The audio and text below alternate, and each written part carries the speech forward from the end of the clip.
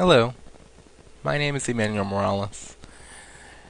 We have earlier burned a disk and actually inserted into our computer, and hopefully you knew how to boot from the said computer. Normally I would show you how it would boot up, but it's actually very pretty. It's very graphical. I'm currently running this in a virtual machine, so I can record everything. But this is exactly the way you'll see it on any machine, virtual or physical. It's a very nice, pretty bird as the background. And there's not much to say, really. This is the live session user thing. It's actually a switch applet, a fast user switcher applet, similar to what Windows XP and Mac OS X and Vista have. Right now, the user's name, real name, it's called live session user. When you actually install this, it will actually have your name. Like, my name is Emmanuel Morales. It will show Emmanuel Morales. Let's say my friend's name is William Gates or something like that. It will be saying William Gates. This is the Network Manager applet. It shows all your wired and wireless connections. If of all the things in Linux that I love, this is probably the best thing ever. It's very seamless how it goes to different networks. And it shows graphs and everything, and it switches seamlessly. It's probably the best thing I've ever seen, but some people beg to differ. It's really a matter of personal opinion. This is a volume applet. You're probably familiar with what that is. This is a calendar thingy. Now it tells you calendars, and you can add locations. Like I should have the UTC time, Seattle time, London, and also Melbourne. Don't ask me why I don't like those times, but I like to know time zones in their area.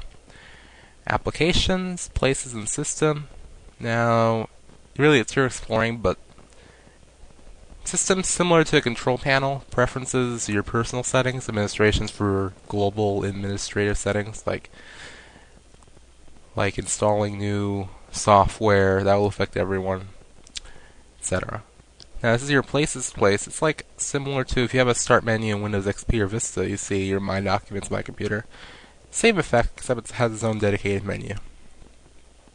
This is the applications applications menu rather, and it has accessories, games, etc. And you can add and remove software as you like. It's really how you like it, and it's basically categorized in a neat fashion. It comes with a lot of pretty full-feature applications by default. There's OpenOffice.org, which is available for Windows, by the way. So if you need a word processor or any Office program for free, you should probably get that.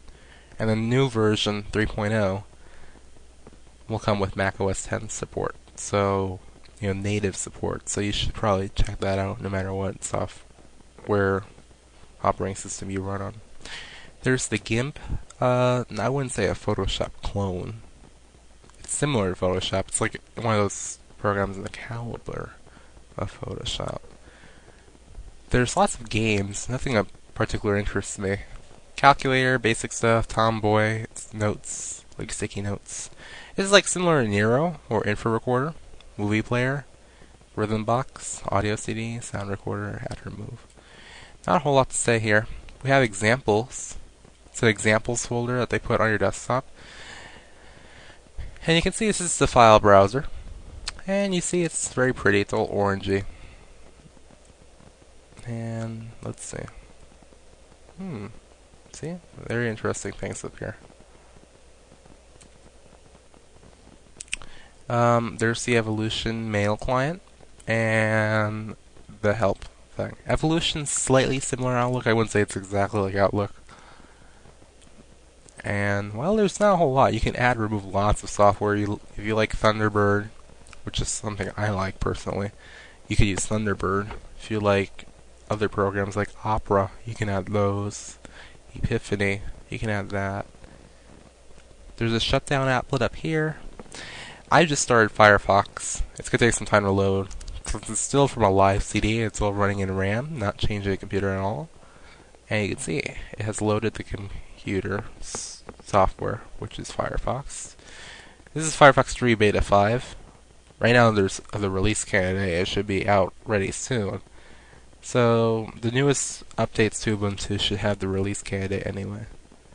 Okay, so let's just go to my website, thegreatbitbucket.com. Let's make sure I really have any network. Even though the homepage loaded, so I guess it's good enough, right? See, it loads all the standard websites. I need to download a Flash plugin since it doesn't include Flash by default, but I'm not going to do that right now. I'm too lazy. It takes a little bit of time.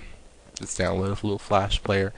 If you had Windows, a stock version of Windows, or probably Mac OS X, I'm not sure, it won't have Flash on it. You have to get it yourself, and it probably is a little harder on Windows than Linux for me. So it's not really much to say. I mean, we can click install, and we can start the installation. And I'll just do it right now just to show you, but I'm not actually going to install it right now.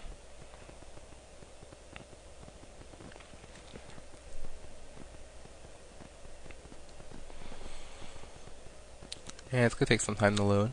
There it is. So, you can install it right from the CD, but you don't have to. So, that's really not much to say. I don't want to, I really would like to abort the installation. So, that's it, really.